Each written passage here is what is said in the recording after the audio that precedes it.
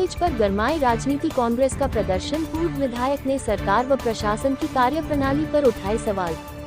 चंपावत के स्वाला में लगातार बंद चल रही टनकपुर पिथौरागढ़ ऑल वेदर सड़क पर राजनीति गर्मा गई है। चंपावत के पूर्व कांग्रेसी विधायक हिमेश खटवाल के नेतृत्व में कांग्रेस कार्यकर्ताओं ने स्वाला में सड़क में प्रदर्शन करते हुए सरकार व प्रशासन के खिलाफ जोरदार नारेबाजी की। पूर्व विधायक हिमेश खटवाल ने कहा, उन्होंने 6 महीना पहले ही प्रशासन व एनएच के अधिकारियों को चेताया था, पर कोई संज्ञान नहीं लिया गया। न ही स्वाला की पहाड़ियों में एनएच के अधिकारियों के द्वारा कोई ट्रीटमेंट किया गया, जिस कारण आज 15 दिनों से एनएच बंद होने से जनता व व्यापारी परेशान है। उन्होंने कहा, प्रशासन के द्वारा न ही वैकल्पिक मार्गों का निर्माण किया गया। उन्होंने आरोप लगाते हुए कहा, स्वाला से सिर्फ पत्थर चोरी करने का कार्य किया गया है। उन्होंने कहा, एनएच में कई मालवाहक वाहन फंसे हुए हैं, उनके मालिकों को कई नुकसान पहुंच चुका है, ऊपर से उनके चालान काटे जा रहे हैं। व्यापारियों के धंधे चौपट हो गए हैं। एनएच के होटलों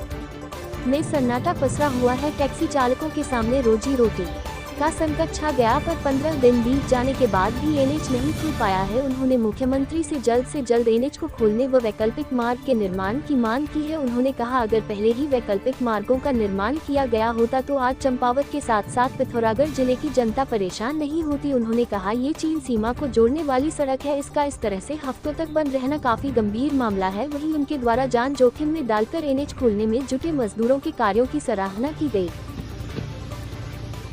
आज स्वाला के डेंजर जोन में मैं यहाँ पहुँचा हूँ।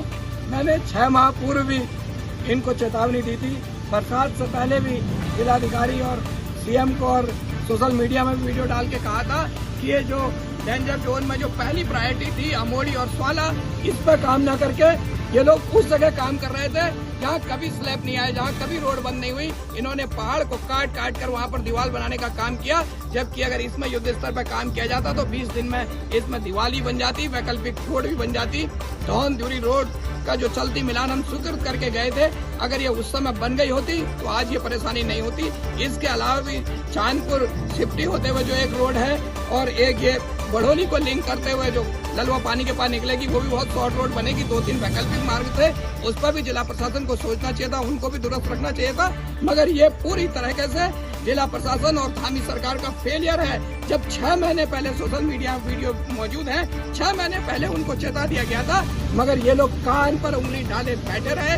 कोई भी काम इसके लिए नहीं किया गया, खाली ढप्पी बजाते रहे कि पुल बनेगा, वैकल्पिक मार्ग बनेगा। अरे एक पुल बनने में 5 साल 7 साल लगते हैं। और जो काम जिस तरह से चल रहा है, कहने को 4-5 मशीनें चल रही हैं, मगर जितनी देर से मैं यहाँ हूँ 1 मशीन चल रही है। कोई रात को लाइट की व्यवस्था यहाँ नहीं है। पता नहीं किस चीज के वीडियो बना के सोशल मीडिया में डाल दे रहे हैं लोग। जो लेबर है, आज हमने तालियां बजा के उनका उत्साहवर्धन भी किया। वो अपनी जान पे खेल रहे हैं, ऊपर पत्थर गिर रहे हैं, नीचे काम कर रहे हैं, मगर एक एम्बुलेंस सरकार की तरफ से यहाँ खड़ी नहीं है कि कोई दुर्घटना हो जाए तो उनका इलाज करा जाए। एक एम्बुलेंस तक खड़ी हुई नहीं है। तो किस तरह से सरकार सिर्फ और सिर्फ इन स्लैबों को खोल के यहाँ से पत्थर बेचने का काम लोगों ने किया है। जितना पत्थर पिछले 1 साल में इस रोड से बेचा गया है चोरी का, और सबकी आंखों के सामने बेचा गया। अगर इनको नहीं पता तो इसका मतलब ये सब अंधे हैं या जानबूझ के इन्होंने आंखें बंद की हुई है। जितना पत्थर चोरी से निकल के इस रोड से बेचा गया है निकाल करके, उतने पत्थर में टनकपुर पिथौरागढ़ तक की सड़क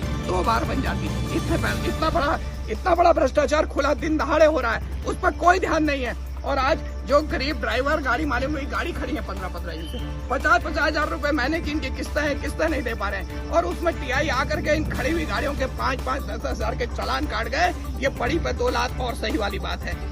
राहत देने की जगह आपदा में अवसर खोज रहे हैं लोग, आपदा में अवसर खोज रहे हैं और उनके चालान कर रहे हैं। मैं जिलाधिकारी से भी निवेदन करूंगा, मुख्यमंत्री से भी निवेदन करूंगा कि इन खड़ी हुई गाड़ियों के ये 15-15 दिन से खड़ी हुई जो गाड़ियां हैं फंसी हुई जाम में, इनके जो चालान काटे हैं उनको तत्काल निरस्त करें। और ऐसा अन्याय इस क्षेत्र की जनता से ना करें।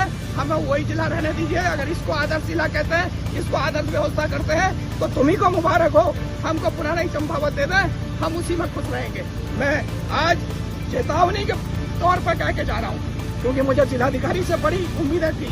एक ऐसा जिलाधिकारी जिसकी ईमानदारी की सौगंध खाई जा सकती थी।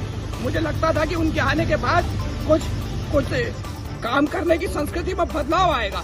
मगर मुझे लगता है कि दबाव में वो भी काम नहीं कर पा रहे हैं, या क्या दिक्कत है, जो रिजल्ट हमको चाहिए था वो रिजल्ट नहीं मिल पा रहे। मैं जिलाधिकारी जी से भी निवेदन करूंगा कि इसकी प्रॉपर मॉनिटरिंग। और दूसरी कंपनियां हैं, शिवालिया वालों से मेरी बात हुई थी, यहाँ वो कह रहे थे हम 2 दिन में खोल देंगे, 4 दिन में खोल देंगे, तो उनसे भी बात करके सबका सहयोग लिया जाए।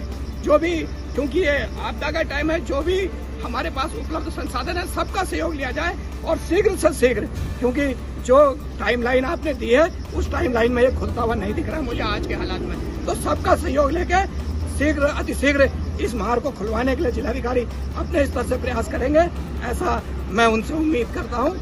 और माननीय मुख्यमंत्री जी से भी निवेदन करता हूं कि भाई आपदा के इस टाइम में जो भी मैकेनिज्म हमारे पास है, क्योंकि आजकल बड़ी बड़ी टेक्नोलॉजी है और एक जरा सी बनी हुई रोड को दोबारा नहीं खोलना एक हम सबके लिए और आदर्श जिले चंपावत के लिए शर्म की बात है। तत्काल संज्ञान लेंगे, एक मंत्री की ड्यूटी यहाँ लगा देंगे मॉनिटरिंग के लिए, मगर इस राजमार्ग को, इस NH को, राष्ट्रीय राजमार्ग को जो चाइना बॉर्डर से जाता है, जो यहाँ की लाइफ लाइन है, उसको खुलवाने के लिए अपने स्तर से प्रयास करेंगे। धन्यवाद।